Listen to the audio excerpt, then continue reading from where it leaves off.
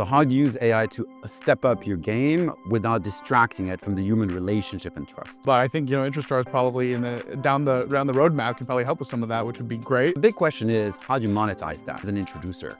Well, I think there's two ways to do this. I think. Hey, this is Mike from IntraStars, and today I'm very excited to bring you a brand new episode of the Super Connectors podcast in New York. For today's episode, we've got a very special guest, the one and only serial introducer, Noah. Hey, Noah, great to have you. Thank you so much for having me. It's great to be here. So, serial introducer, it's a very ominous job title. How did you come up with that? Well, I think I was in between jobs a few years ago and was working on sprucing up my LinkedIn, and I had something probably along the lines of super connector there, but wanted to differentiate from, that kind of word that was becoming popularized. I think I came up with it on my own. I think nowadays you could throw that on, ask ChatGPT for a few iterations of it, and you probably get that. But, I think it hones in also like introductions versus connections. Pretty similar, but I think the introduction is, maybe a word that connotates more warmth and friendliness. Yeah, I agree with that. So that's why I like to use the word introductions Yeah. rather than connections or referrals, etc. I'm with you there. So what kind of introductions do you do on a day-to-day basis? Yeah. When do you start doing introductions, and when did it become a thing where you defined yourself as a serial introducer? My first job in kind of the tech space out of college I was an SDR, entry-level sales. I really thought I was going to do marketing, and I had an analytical mind, but COVID, couldn't find a job. SDR, transition into business development management. But then I realized, sales, you're very internal facing. You see people for, one meeting, two meetings, and then they're gone forever. And I thought, partnerships could be a really interesting angle to be able to actually make friends and build connections in this space and probably build more value long-term than the kind of short-term relationships you get in sales. So once I transitioned into partnerships in the startup kind of VC space, I started meeting lots of great people. And, naturally kind of built this motion in the biz dev, community space of making introductions because, it's a great value for everybody. So started that at a startup accelerator, have worked at a few tech companies and VC and private equity partnerships. It's a very natural motion for me. As far as what kind of introductions I'm making, it's very founder focused. I talk to probably 3 or 4 founders a week, whether it's catching up or brand new founders, just for the love of the game, honestly. I always tell founders, if I'm looking at a pitch deck or hearing a sales pitch, I just love trying to rip it apart and re-engineer it, to make it better. So that's where a lot of my introductions come from, and giving them investors or different kind of partners, other founders who might be very helpful in their journey. So I love that journey started as an SDR, a BDR, and it becomes an introducer. And I started my journey as a BDR as well. And I didn't want to do cold calls all day. I didn't want to do cold emails all day. And so that's how I became a super networker, by going to networking events, meeting people, and connecting them. And so I realized there's a kind of natural transition from a typical business development person to being a connector, introducer. And I think that's a much better path to be successful. Now, my hope is to inspire young people who are starting their career as an SDR today to move into being introduced in connectors. Yeah, that's really interesting to think of it as a career path. I think I would assume you would need some sort of introduction in a more typical SDR or entry-level role to kind of build that initial motion, really understand the basics of business to get into that introductory space. But yeah, I telling think SDRs to go network more. Tell them to spend more of their time going. But there are, I feel when I lived in Austin, when I lived in New York, you'd run into that SDR that is at every event. I mean, they're 22, they're so hungry. And ironically, even though they're less experienced than a lot of folks in the room, they do have the value of connections because they're just out there so much. They have so much energy, so much time. Yeah, I think it makes sense. Yeah, and I'm hoping that that's going to become the norm, that SDRs and BDRs, as part of their job description, will be to go to networking events, to build their network, and start making and receiving introductions. Yeah, I think back to your hate of cold emailing and that, I think that's how I offset that, is going in person and building biz dev and building top of funnel in person to kind of offset that. And then obviously now very much leaning into that, doing a lot of events, doing a lot of bringing people together in a broader way. But the big question is, how do you monetize that? So Yeah. if you go to lots of networking events, you're building your network, connecting people all the time as a serial introducer, how do you monetize that without damaging your relationships and your personal brand as an introducer? Well, I think there's 2 ways to do this. I think there's a lot of super connectors who have the 9 to 5, the W-2. I like to quote very great super connector in Austin, Mark Nathan.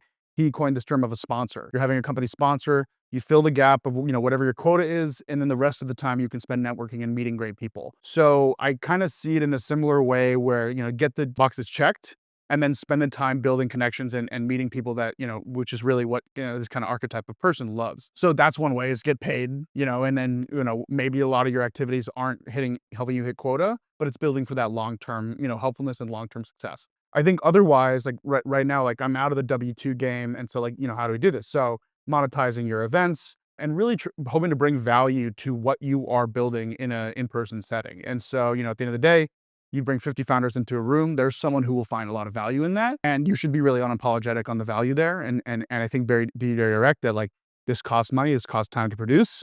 And I hope you can, support me in, making this, have some longevity in it. Yeah, but then for SDRs and BDRs who go Yeah. to networking events, I think they have to learn that they're not going there to meet potential clients, Right. especially. They're going there to meet other super connectors who Right. can introduce them to potential clients. So everyone's not a potential client, but everyone's a potential introducer. And vice versa. Those SDRs Yeah. themselves are potential introducers. So I think that's really the mindset. Do you think young people today understand that? Or is that something you're educating? No, not at all. I think when I used to be an SDR manager, when I would have a new class come in, I would draw a graph.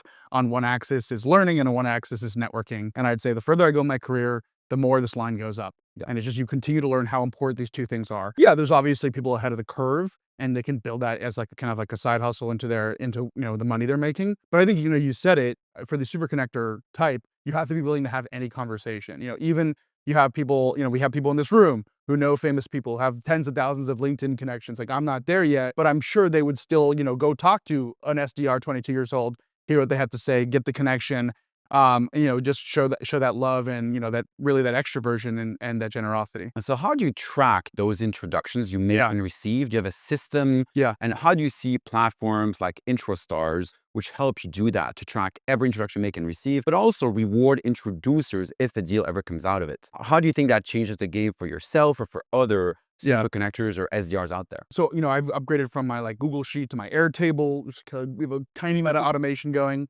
It's really hard to update. Once a month, I try to get on, look at my meetings. Where was I? Add people, add the labels. And I think there's a lot more automation I could build in. But right now, I think it's super important to just keep track of people. When I need a specific archetype of person, I can go in, look at founders, look at investors that I've met and try to make a valuable introduction. As far as like monetizing the platform, yeah, I think it's super interesting. I think what's going to be realistic is for people like us to have kind of one set of world where we're not monetizing and kind of keep it going. Yep. But the truth of it is there are people out there who might need investor introductions, who might need customer introductions, and they're treating it as a very monetary practice. And I think traditionally this network doesn't treat it as much of a monetary practice, which you're trying to challenge. Yep. But like I said, at the end of the day, there's three parties there who all will build value from this introduction. Yep. And if we can be liaison and make it worthwhile to everybody, that is a simple transaction of value that makes a lot of sense. I don't think I would ever make every one of my introductions, monetize them, but I can totally see, I've already done like investor introductions, a percentage of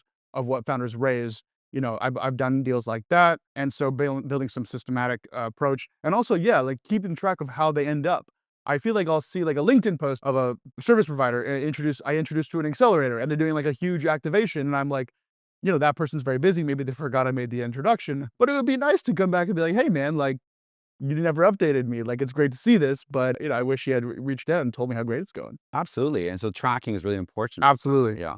And the idea is also to inspire more people to make more introductions, really Yeah. inspire the next generation of introducers and connectors. And hopefully many more people are going to follow your trend and put serial introducer on their LinkedIn. No, come up with your own. Ask ChatGPT. You're the one and only. Exactly. Only know. No, you could take it. So what do you see as new trends in terms of networking, Yeah. in terms of connections? Are you embracing some of that? Yeah, I mean, it's not an original thought right now that post-COVID, we're getting back in person is becoming so important. So I think just being aware of that, any sort of business development, operation should be making a ton of in person. Ilias, who you talked to earlier, is like doing it at such a rate, and I think like the amount of effort he's putting in there, I think ultimately trumps like the email and the traditional digital campaign stuff that we're seeing, especially right now. Yeah. As far as other trends, I mean, AI obviously is everywhere.